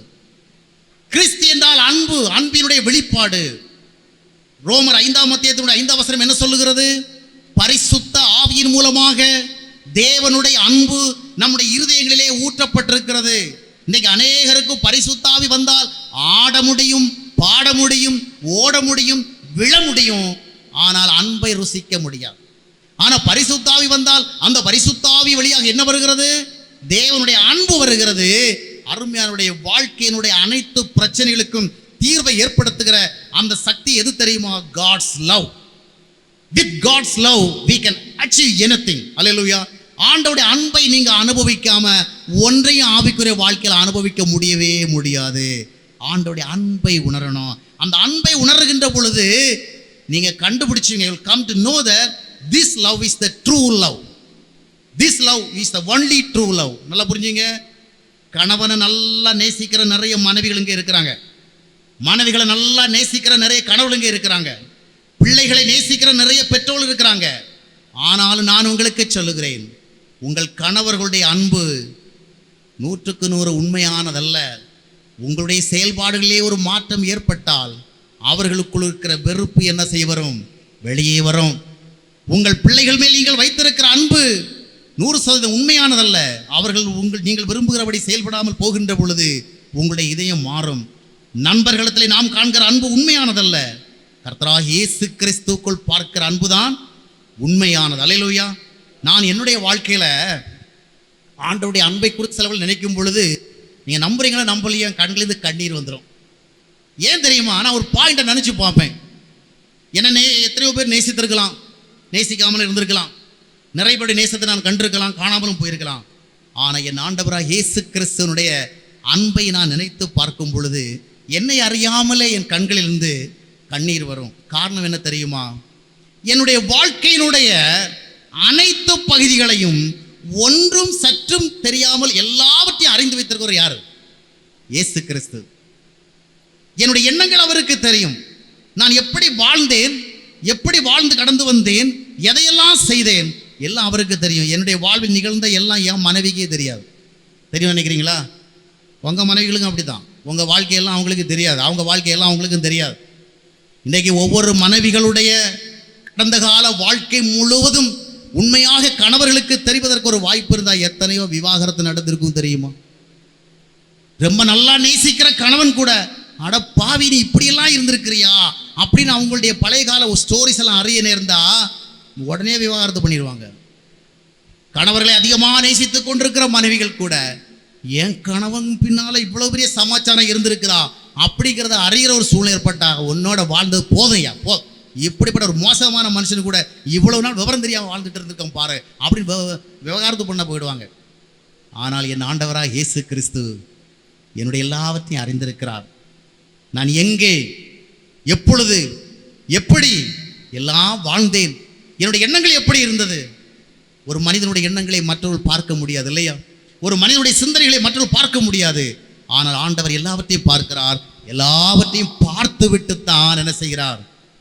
அவர் நம்மை நேசிக்கிறார். எனவே ஒரு பக்தன் அருமையாக பாடினான், இயேசு நேசிக்கிறார், இயேசு நேசிக்கிறார், இயேசு என்னையும் நேசிக்க யான் செய்த என்ன மாதவமோ, இயேசு என்னையும் நேசிக்க யான் செய்த என்ன மாதவமோ. ஆசை இயேசு என்னை அன்பாய் நேசிக்கிறார், ஆசை இயேசு என்னை அன்பாய் நேசிக்கிறார், அதை நினைத்து நான் அவருக்குள் என்றுமே அவளாய் பரப்பே. இயேசு நேசிக்கிறார், இயேசு நேசிக்கிறார், இயேசு என்னையும் நேசிக்க யான் செய்த என்ன மாதவமோ. நாதனை மறந்து நாட்களி தலைந்தோ, நாதனை மறந்து நாட்களி தலைந்தோ, நீதன் ஏசென்னை நேசிக்கிறாரெனல் என்ன ஆச்சரியம், நீதன் ஏசென்னை நேசிக்கிறாரெனல் என்ன ஆச்சரியம். என்னுடைய வாழ்வில் நிகழ்ந்தது எல்லாவற்றையும் ஒருவேளை என்னுடைய மனைவியிடத்தில் நான் முழுமையாக சொன்னால் என்னை நேசிப்பதற்கு கொஞ்சம் கடினம் உருவாகும். ஒரு கணவன் தன்னுடைய மனைவியின் கடந்த கால வாழ்வை எல்லாவற்றையும் அறிவதற்கு வாய்ப்பு இருந்தால், இல்லை என்றால் இப்பொழுது தன் மனைவி தன்னை குறித்து என்ன நினைத்துக் கொண்டு என்பதை மட்டும் அறிய வாய்ப்பு இருந்தால் அவளோடு வாழ்வது அவனுக்கு கடினமாக இருக்கும். ஆனால் என் ஆண்டவராக இயேசு கிறிஸ்து என்னுடைய நினைவுகள், எண்ணங்கள், சிந்தனைகள் எல்லாவற்றையும் அறிந்திருந்த பொழுதும் கூட அவர் என்னை நேசிக்கிறார். மகனே, நான் உன்னை நேசிக்கிறேன்.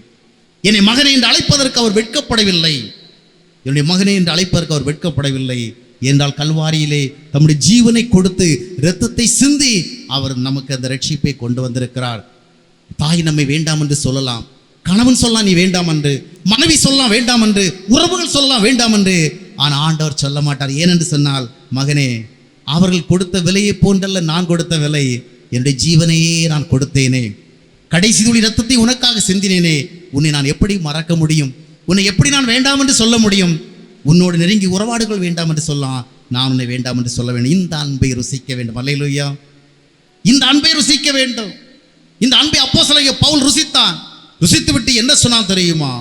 கிறிஸ்துவினுடைய அன்பை விட்டு என்னை பிரிப்பவன் யார்? Who is there to separate me from the love of Christ?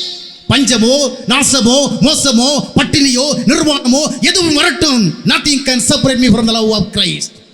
அது எப்படின்னு விளங்கலைங்க. நானும் அடிக்கடி ஆண்டவருடைய சமூகத்தில் சொல்லுவேன், ஆண்டவரை விளங்கிக்க முடியல உம்முடைய அன்பை. எனவே தான் நான் உறுதியாக சொல்வேன். கடந்த வருடத்தில் நான் தூத்துக்குடிக்கு சென்றிருந்த பொழுது கூட நான் தேவ செய்தியை வழங்கின பொழுது அவர்களுக்கு சொன்னேன், இன்றைக்கு அநேகர் பின்வாங்கி போகிறத பற்றி நாம் பேசுகிறோம். அவர் கொஞ்ச காலம் கிறிஸ்தவ வாழ்க்கையில் இருந்தார், அப்புறம் பின்வாங்கி போயிட்டார் அப்படிலாம் சொல்கிறோம். ஆனால் நான் உங்களுக்கு ஒரு உண்மையை சொல்லுகிறேன், இயேசு கிறிஸ்துவை அனுபவித்தவன் எவனும் அவரை விட்டு பின்வாங்குவது அவ்வளவு எளிதான காரியமாக பார்க்க முடியவே முடியாது.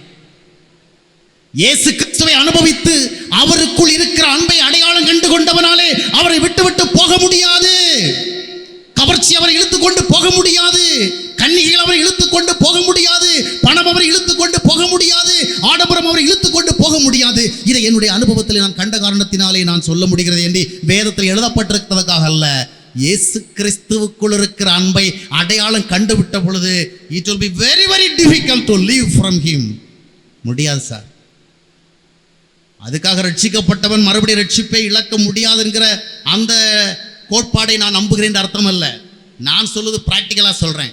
ஆண்டவருக்குள்ள இருக்கிற அன்பை அடையாளம் கண்டு கொண்டவன் வேற எங்கும் போய் அந்த அன்பை பார்க்க முடியாதுங்க. ஆண்டவருக்குள் நீ பெற முடியாத எதையும் வேற எங்கும் பார்க்க முடியாது. போய் பார்த்தவர்கள் எவருமே இல்லை. ஆண்டவரை விட்டுட்டு போனவங்க யாராவது அங்கே இருந்ததை விட இப்போ நல்லா இருக்குன்னு சொன்னதே கிடையாது. சொல்லி கேள்விப்பட்டிருக்கிறீங்களா? கேள்விப்பட்டிருக்கவே மாட்டீங்க. ஒருவேளை உங்க வாழ்க்கையில் ஆண்டவர் நிறைய காரியங்களை செய்யாமல் இருந்திருக்கலாம். ஒருவேளை உங்க நோயை குணமாக்காமல் இருந்திருக்கலாம். ஒருவேளை நீங்க கேட்டதெல்லாம் தராமல் இருந்திருக்கலாம். நீங்க நினைச்சபடி நன்மை நடக்காமல் இருந்திருக்கலாம். ஆனால் if you have enjoyed God's love, you can live from him. அவர்கிட்ட விட்டு போக முடியாது.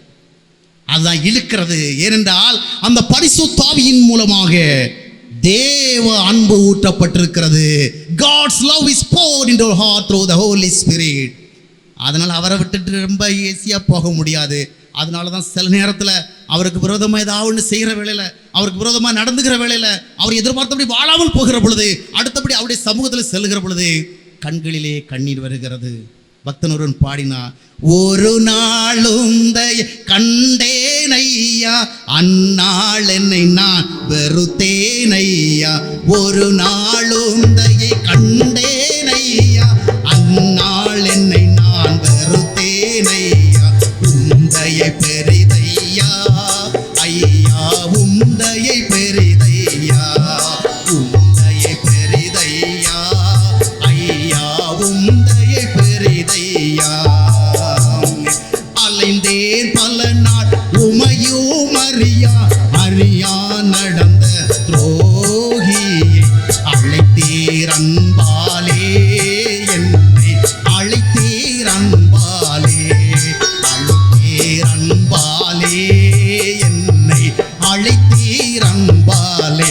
அன்பே அன்பே ஆருயிர் உறவே, ஆனந்தம் ஆனந்தமே, ஆனந்தம் ஆனந்தமே. ஆண்டவருடைய அன்பை அறிந்து கொண்டவர்கள் அவரை விட்டு போக முடியாதுங்க.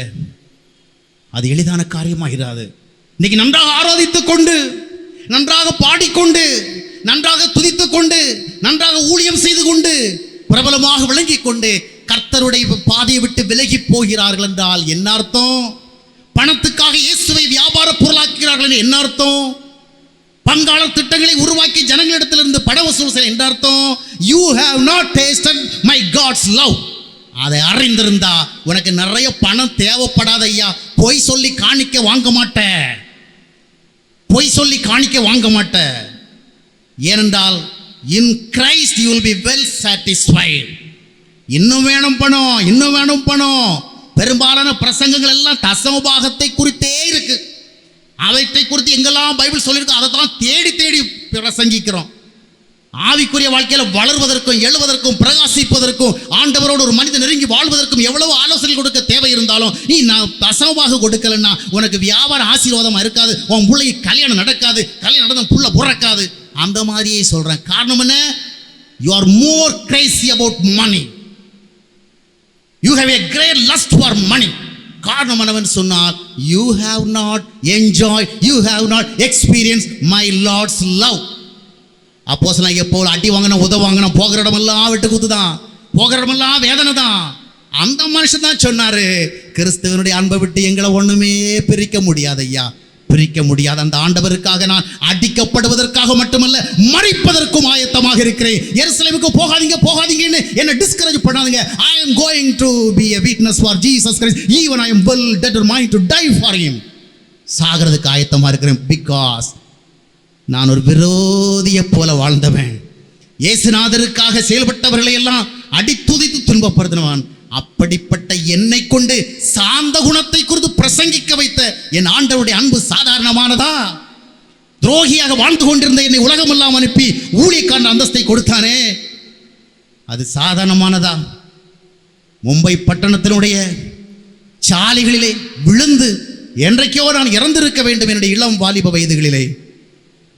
அளவுக்கு மேல் மதுபானத்தை குடித்து வெறித்து நண்பர்களோடு இரவெல்லாம் சுற்றி வாழ்க்கை வீணாக்கி நாய் போல அடிக்கப்பட்டு தெருவில் கடந்த காலத்திலும் கூட உடனிருந்த நண்பர்கள் எல்லாம் இனி உன் உறவு அவசியமில்லை என்ற பொழுதிலும், உறவுகள் எல்லாம் என்னை திரும்பி பார்க்க பொழுதிலும், நீ வேண்டும் மகனே எனக்கு என்று சொல்லி என்னை அழைத்தவர் ஆண்டவராக இயேசு கிறிஸ்து அல்லவா? திருடனை போல் அல்லவா பாண்டிச்சேரிக்கு ஓடி வந்தேன். இன்று என்னை தலைநிமிர்ந்து நிற்க வைத்திருக்கிறது என் ஆண்டவராக இயேசு கிறிஸ்து அல்லவா? இன்றைக்கு நான் எங்கு போனாலும் என்னை ஏற்றுக்கொள்ள அநேகர் உண்டு. சகோதரனே மகனே என்று அநேகரை ஏற்றுக்கொள்ள உண்டு. இந்த ஆண்டவருடைய அன்பு மட்டும் என்னுடைய வாழ்விலே வராமல் இருந்திருந்தால் என்னை ஒரு நாய் கூட ஏற்றுக்கொண்டிருக்காதே. இன்றைக்கு என்னை தலை நிமிர்ந்து நிற்க வைத்திருக்கிறது யார்? என்னுடைய ஞானமா, அறிவா, புத்தியா, எழுத்து திறமை? Nothing, only the love of Christ. அல்லேலூயா. அந்த அன்பு தான் வழி நடத்தி கொண்டிருக்கிறது. அடுத்தபடியாக பார்க்கும் பொழுது ஒன்றை சொல்லி நான் முடித்து விட விரும்புகிறேன். இந்த இயேசுநாதரிடத்துல நாம பார்க்கிற அன்புக்கும் உலகத்திலே நாம் காண்கிற அன்புக்கும் இடையில் இருக்கிற டிஃபரன்ஸ் என்ன? What's the difference between lord's love and human love? இந்த ரெண்டு கடையில் இருக்கிற அன்புக்கு வித்தியாசம் என்ன சொல்லுங்க? உண்மையான அன்பு, உண்மை இல்லாத அன்பு. இல்லை, இன்னொரு பியூட்டி இருக்கு பாருங்க. இந்த அன்பு ஏன் உங்க வாழ்க்கையில் ரொம்ப அவசியம்னு நான் சொல்ல வேண்டியது அவசியம். இது ஏதோ ஒரு ஃபேன்சிக்காக அல்ல, ஏதோ ஒரு பொழுதுபோக்குக்காக அல்ல, ஒரு ஆன்மீக திருப்திக்காக நான் இப்படி பிரசங்கம் பண்றேன். You need the love of Christ. கிறிஸ்துவனுடைய அன்பை நீங்கள் அனுபவித்தால் தான் இந்த உலக வாழ்க்கையை நீங்கள் வெற்றியாக வாழ முடியும். உங்கள் மனைவியோடு நீங்கள் வாழ்ந்தாக வேண்டும், உங்கள் கணவனோடு நீங்கள் வாழ்ந்தாக வேண்டும், உங்கள் பிள்ளைகளோடு நீங்கள் வாழ்ந்தாக வேண்டும். அலுவலகத்திலே சென்றால் வித்தியாசமான மனநிலை உடைகளோடு வாழ்ந்தாக வேண்டும். சமுதாயத்திற்கு வந்தால் முரண்பட்டவரோடு வாழ்ந்தாக வேண்டும். ஒருவரையும் வேண்டாம் என்று சொல்லி வெறுத்துவிட்டு ஒரு தனியாக ஒரு பாலைவனத்தில் ஒரு தீவில் சென்று வாழ முடியாது. I have to live among with the people. அவர்களோடு சேர்ந்தான் வாழணும். ஆனால் வாழ்வதற்கு எனக்கு என்ன வேண்டும் தெரியுமா? I need some power. அல்லேலூயா. என்னை வெறுப்பவன் இயேசு கிறிஸ்து சொன்னார், உங்கள் சத்துருக்களையும் நீங்க நேசிக்கணும்ப்பா, உங்கள் பகைவர்களுக்கு நீங்க நன்மை செய்யணும்ப்பா. ஒரு கணத்தில் அடிச்சா மறு கணத்தை காட்டுறதுக்கு ஆசையா இருக்கணும்ப்பா. உங்களை சபிக்கிறவங்களுக்கு நீங்க என்ன பண்ணணும்? ஆசீர்வாதம் சொல்லணும். ஏன் அப்படி சொன்னா, என்னுடைய அன்பை நீங்கள் ருசிக்கின்ற பொழுது you will be enabled by the spirit of Christ. அதை நீங்கள் ருசிக்கும் பொழுது you will become so strong. அல்லேலூயா. கடவுளுடைய அன்பு நம்முடைய இருதயத்திற்குள் வருகின்ற பொழுதுதான் இந்த இருதயத்தை எல்லாருக்கும் மத்தியிலும் சரியா வச்சிக்க முடியும். இவருடைய கோபத்தை, இவருடைய வெறுப்பை, இவருடைய பொறாமை, இவருடைய எரிச்சலை, இவருடைய அகம்பாவத்தை, இவருடைய ஆணவத்தை எல்லாத்தையும் என்னால் என்ன செய்ய முடியும்? I can tolerate. எதுக்கு? அதுக்கு என்ன வேணும்? செல்ஃப் வில் மட்டும் போதாது.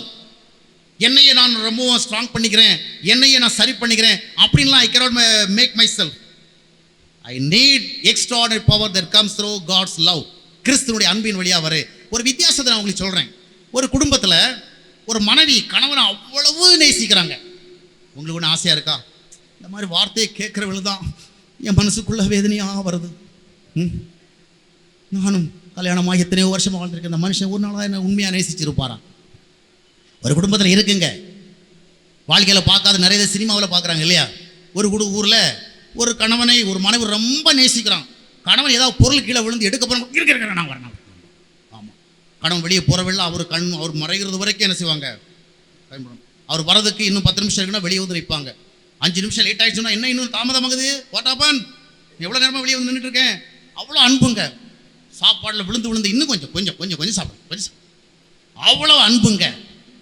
இப்போ இந்த மனுஷன் எல்லார்கிட்டையும் போய் சொல்கிறார், அமைஞ்சா என்ன மாதிரி அமையணும், என் மனைவி மாதிரி அமையணும். என் மனைவி அமல உசுரையே வச்சிருக்கிறான். என் மனைவி அமல ஏதோ கடவுளுடைய புண்ணியத்தில் எனக்கு நல்ல ஒரு மனைவி கிடைத்தா, she loves me much, ரொம்ப நேசிக்கிறான். கதையை கேட்டிங்களா? நல்லா நேசிக்கிறான். ஆனா இவருடைய மனைவியை குறித்து இவர் என்ன சொல்றாரு? என் மனைவி என்ன அவ்வளவு உசுருக்கு உசுர நேசிக்கிறாங்க, என் வாழ்க்கையில் அவ்வளோ பெரிய பிளஸட்னஸ் இருக்குது. ஆனா அந்த மனுஷனுடைய அம்மா என்ன சொல்றாங்க தெரியுமா? இவனை பெத்ததுக்கு ஒரு நாயை பெத்திருக்கலாம். அந்த நாயை பெத்திருந்தா கூட அது வாழை ஆட்டிக்கிட்டு வந்து நிற்கும். இவனை வளர்த்ததுக்கு ஒரு நாயை பக்கத்து வீட்டில் இருந்து எடுத்து வளர்த்துருக்கலாம். அது ஒரு நன்றியோடு இருக்கும். இவனை இவ்வளவு உயிருக்கு உயிராக நேசித்து, அவ்வளவு கரிசனை வைத்து, அவ்வளவு அன்பு வைத்து, இரவும் பகலுமாக அவனுக்கு சிந்தித்து, அவனுக்கு அப்படிப்பட்ட ஒரு பெரிய வாழ்க்கையை அமைத்து கொடுத்தேன். இன்னைக்கு அவன் என்னுடைய செலவுக்கு கூட காசு தர மாட்டேங்கிறான். அவன் ஒய்ஃபுக்கு தான் எல்லாம் செய்வான். ஒய்ஃப் என்ன சொன்னாலோ அதைத்தான் செய்வான். என்னை ஒரு தாய் என்கிற பட்சத்தில் நேசிக்கிறதில்ல. நான் வரேன்னு சொன்னேன், ஐயோ நீங்கள் வரீங்களா, நான் அப்போ தான் வெளியூர் போகிறேன்பான். அவங்க வர நேரம் பார்த்து தான் வெளியூர் போவான். நான் இன்னொரு நேரத்தில் வரட்டேங்க, நீங்கள் இந்த நேரம் பார்த்து வந்து என் ஒய்ஃப் உடம்பு செல்லாமல் இருக்கிற, உங்களை ஒன்றும் கவனிக்க முடியாது, இன்னொரு டைமில் வாங்க, இப்படிலாம் சொல்லுவான். நல்லா கவனிச்சிங்களா? மனைவியாலே அதிகமாக நேசிக்கப்படுகிற ஒரு கணவன் தன்னுடைய தாயை நேசிக்க முடியவில்லை. என்ன அர்த்தம்னா, even though he has got a chance to enjoy his wife's love more, he cannot love his mother. அர்த்தம் என்னன்னு சொன்னா, அந்த அன்பை கொண்டு வேற யாரை நேசிக்க முடியல. இந்த அன்பை அனுபவிக்க அனுபவிக்க இன்னொரு வெறுக்கத்தான் முடியும். நல்லா கவனிக்கணும். நீங்க ஒரு நண்பனும் இன்னொரு நண்பனும் ரொம்ப க்ளோஸாக இருந்தா, இவனுடைய இன்னொரு நண்பனை அவன் என்ன செய்வான்? ரொம்ப குறைவாக தான் நேசிப்பான். இவன் மேலே வச்சிருக்கிற நேசத்துக்காக அவனை வேண்டாம்பான். அப்போது நல்லா நீங்கள் புரிஞ்சுக்கணும், பாயிண்டை புரிஞ்சுக்கிட்டால் தான் உங்களுக்கு பிரசங்க முடியும். மனிதர்கள் உங்களை எவ்வளவுதான் நேசித்தாலும், மனிதர்களுடைய அன்பு எவ்வளவுதான் உங்களுடைய இருதயத்தில் ஊட்டப்பட்டாலும், அந்த அன்பு உங்களை அன்புள்ளவர்களாக மாற்றாது. ஆனால் என் ஆண்டவராகிய இயேசு கிறிஸ்துவனுடைய அன்பை நான் அனுபவிக்கின்ற பொழுது என்னை வெறுப்பவர்களையும் நான் நேசிக்க இயலுகிறது. என்னை வேண்டாம் என்று சொல்லுகிறவளையும் என்னால் ஏற்றுக்கொள்ள முடிகிறது. என்னை கள்ளனை போல பார்க்கிறவளை நல்லவனை போல பார்க்க என்னால் முடிகிறது. Because I am enjoying my God's love. இந்த ஆண்டவருடைய அன்பு எனக்குள்ள வந்தது என்ன பண்ணுதுன்னு சொன்னா, யாரையும் கசக்க முடியாதபடிக்கு, யாரையும் வெறுக்க முடியாதபடிக்கு, யாரையும் கோபித்துக் கொள்ள முடியாதபடிக்கு, கோபித்தாலும் அந்த தப்பை உணரும்படியாக செய்கிறது. புரிஞ்சுக்கிட்டீங்களா?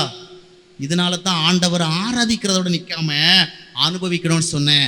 அந்த அன்பு தான் உங்க வாழ்க்கையில வேணும். ஏன்னா சிலரை நீங்கள் பொறுத்து கொள்ள வேண்டிய அவசியத்தில் இருக்கிறீர்கள், சிலரை நீங்கள் சகித்துக் கொள்ள வேண்டிய அவசியத்தில் இருக்கிறீர்கள், சிலரை நீங்கள் தாங்கிக் கொள்ள வேண்டிய அவசியத்தில் இருக்கிறீர்கள்.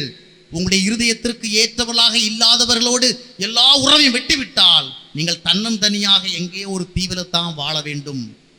மனிதனோ இனத்தோடு சேர்ந்து வாழ வேண்டும் என்றால் நம்மை வெறுப்பவர்களையும், நம்மை எதிர்ப்பவர்களையும், நம்மை ஏளனமாக பேசுகிறவர்களையும், நம்மை அநியாயமாக சொல்லுகிறவர்களைம் அன்புடன் நேசிக்கின்ற ஒரு இருதயம் வேண்டும். அந்த இருதயம் தான் ஆண்டவராக இயேசு கிறிஸ்துவனுடைய அன்பினால் வருகிறது. அல்லேலூயா! இதுதான் கிறிஸ்துவனுடைய அன்பு. கிறிஸ்துவனுடைய அன்பை கொண்டுதான் மற்றவர்களை நம்மால் நேசிக்க முடியும். உங்க கணவனை நேசிக்க விரும்புறீங்களா? அதுக்காக நீங்க ஒரு முடிவு பண்ணிட்டு கணவன்கிட்ட ரொம்ப அன்பா இருக்கிறது முடிவு பண்ணாதுங்க. உங்களால் முடியாது. முடிஞ்சாலும் 3 நாளைக்கு தான் முடியும். அந்த மனுஷன் ஏதாவது ஒரு விஷயத்தில் நீங்கள் சொன்ன மாதிரி கேட்கலாம், உடனடியாக பழைய காலத்துக்கு போயிடுவீங்க. கணவனை நேசிக்க விரும்புகிறீங்களா? ஆண்டவருடைய நேசத்தை அதிகமாக என்ஜாய் பண்ணுங்க. அந்த அன்பு உங்களுக்குள் வர வர வரத்தான் அவர் நேசிக்க முடியும். மனைவியை நேசிக்க விரும்புகிறீங்களா? முதல்ல ஆண்டவரை நேசிங்க. அதனால தான் இயேசு கிறிஸ்து சொன்னார், என்னை விட தன் சகோதரர்களையோ மனைவியோ வேறு யாரையும் நேசிக்கிறவன் எனக்கு பார்த்து நல்ல. நிறைய பேர் சொல்லுவாங்க, என்ன இந்த மாதிரி சொல்வார், அவர் தான் நேசிக்கணுமா? ஏன்னா அவரை நேசித்தால் அவரை போல மற்றவர்களையும் நேசிப்பதற்கு நாம் ஆற்றல் பெறுகிறோம். அவரை நேசிக்காமல் மற்றவர்களை நேசித்தால் ஒரு சில இடத்துல அன்பாக இருப்போம், வேறு அநேகர் இடத்துல வெறுப்பா இருப்போம். ஒரு சிலரை நன்றாக விரும்பிக் கொண்டு அவர்களுக்கு உயிரை கொடுக்க ஆயத்தமாக இருப்போம், ஒரு சிலரை வெறுத்து கொண்டு அவர்கள் உயிரை எடுப்பதற்கு முடிவு செய்து கொண்டிருப்போம். அதனால தான் ஆண்டவர் என்ன சொன்னார், எல்லாரை விட நீ என்ன தான் நேசிக்கணும். ஏன் சொன்னார் சொல்லுங்க? பாயிண்ட கேட்ச் பண்ணிட்டீங்கன்னா பிரசங்க முடிகிறது. ஏன் சொன்னார் எல்லாரோட நீ என்ன நேசிக்கணும்னு? எனக்குள் நீ காண்பது மட்டும்தான் உண்மையான அன்பு, எனக்குள் நீ காண்பது மட்டும்தான் நிறைவான அன்பு, எனக்குள் நீ காண்கிற அன்பு ஒன்றுதான் மற்றவர்களை நேசிப்பதற்கு உனக்கு உதவி செய்கிற அன்பு. எனவேதான் என்னை எல்லாவற்றை விட அதிகமாக நேசி. இயேசுநாதர் அதிகமாக நேசிக்கிற எவரும் மற்றவர்களை வெறுத்து மற்றவர்களை விரோதித்து தள்ளிவிட முடியாது. அல்லேலூயா! ஆமா, ஒரு கணவன் சொன்னா, என் மனைவி என்னிடத்து நடந்து விழுகிறத பார்த்தா 100 தடவை நான் விவாகரத்து பண்ணியிருக்கணும். எத்தனை முறை? என்னையா 100 தடவை விவாகரத்து பண்ண வாய்ப்பு இருந்தேன், இன்னும் பண்ணலை? என் ஆண்டவருடைய அன்பை மட்டும் நான் ருசித்து பழகாவிட்டால் நான் 100 முறை விவாகரத்து பண்ணியிருப்பேன் அப்படின்னா. ஏன் தெரியுமா? இருவருக்கிடவில் இருக்கிற உறவு நிலைகளிலே அவ்வளவு பிரச்சனை இருக்கிறது. ஆனால் இந்த மனிதன் ஆண்டவருடைய அன்பை ருசித்து பழகினபடினாலே, அந்த அன்பு இல்லாமல் வாழ முடியாது என்கிற ஒரு கட்டத்துக்கு வந்துவிட்டபடினாலே, அந்த அன்பை அனுபவிக்க வேண்டும் என்றால் இந்த மனைவியை நேசித்துத்தான் ஆக வேண்டும். அல்லேலூயா! இந்த மனைவியை நேசிக்காமல், இந்த மனைவியை வெறுத்து விட்டு மறுநாள் கர்த்தரிடத்தில் சென்று அவருடைய அன்பை அவன் எதிர்பார்ப்பான் சொன்னால் he cannot get. ஆனால் இவன் ஆண்டவருடைய அன்பை அனுபவித்து பழகி போயிட்டான். இப்போ அது இல்லாமல் அவனால் வாழ முடியாதபடி மாறிவிட்டான். அதனால தான் சொன்ன, இயேசுநாதருடைய அன்பை கண்டும் வேற எங்கேயும் போக முடியாது. இப்போ எதனால இவன் மனைவியோடு ஐக்கியமா இருக்கிறான்? மனைவிகள் மட்டுமல்ல, எத்தனையோ கணவர்களோடு மனைவிகள் வாழ்வது இதனால தான். கர்த்தருடைய அன்பை இழந்துவிடக் கூடாதே, கர்த்தருடைய ஐக்கியத்தை இழந்துவிடக் கூடாதே, கர்த்தருடைய உறவை இழந்துவிட்டு நான் எங்கே போக முடியும்? எனவே இந்த வெறுப்பை தாங்கிக் கொள்ளுகிறேன், இந்த வேதனையை தாங்கிக் கொள்ளுகிறேன், இந்த நிந்தையை சகித்துக் கொள்ளுகிறேன். ஏனென்றால் ஆண்டவருக்கு பிரியமில்லாத ஒன்றை செய்துவிட்டு நாளை தினம் ஆண்டவருடைய சமூகத்திலே சென்று அவருடைய அன்பை தேடினால் நான் எப்படி பெற முடியும்? எனவே நான் சகிக்கிறேன். ஆண்டவருடைய அன்பு எனக்குள் வர வர நான் மற்றவர்களை நேசிப்பதற்கு ஆற்றல் பெறுகிறேன். அருமையான சகோதரரை சகோதரிகளை, இதனால் தான் இயேசுவை அனுபவிக்க வேண்டும் என்று நான் உங்களிடத்தில் சொல்லுகிறேன். நீங்கள் ஆராதித்துக் கொண்டு கடமை முடிந்து போகாதிருங்கள். வாரத்துக்கு ஒரு முறை நீங்கள் ஆராதிக்கிற ஆராதனை அல்ல, காலைதோறும் செய்கிற ஜெபங்கள் அல்ல, பிரதானமாக நீங்கள் ஆண்டவரை அனுபவியுங்கள். ஆண்டவர்கிட்ட மனம் விட்டு பேசுங்க. ஆண்டவரை அந்த அன்பை நான் அனுபவிக்க செய்யுங்க. என்றால் என்னை பலவிதமான கசப்புகள் சூழ்ந்திருக்கிறது, அநேக காரியங்கள் என்னுடைய இருதயத்தை கசந்து கொள்ள செய்கிறது, வேதனையடை செய்கிறது, வெறுப்படை செய்கிறது. என்னுடைய வாழ்க்கையை முடித்துக் கொள்ளலாமா என்று கூட சொல்ல தூண்டுகிறது. உம்முடைய அன்பு எனக்குள் வரவில்லை என்றால் நான் வாழ்வது கடினமாகிவிடும். ஆண்டவரே, அந்த அன்பை எனக்குள் ஊற்றும் என்று ஆண்டவரத்தில் ஜெபிக்க வேண்டும். அல்லேலூயா. ஆண்டவர் அனைத்து பிரச்சனைகளுக்கும் தீர்வை எப்படி ஏற்படுத்துகிறார் என்றால் தம்முடைய அன்பை நீங்கள் அனுபவிக்க செய்தான். அதை அனுபவிக்காத வரையிலும் எவ்வளவு ஆவிக்குரிய நடவடிக்கைகளோடு நீங்கள் வாழ்ந்தாலும் அதன் மூலமாக ஆண்டவருடைய ஆசீர்வாதங்களை அனுபவிக்க முடியாது. அன்பை அனுபவிப்போம், அனுபவித்து அவரை அறிவிப்போம். ஆண்டவர் நம்மை ஆசீர்வதிப்பார். கண்களை மூடி நாம் செபிக்கலாம்.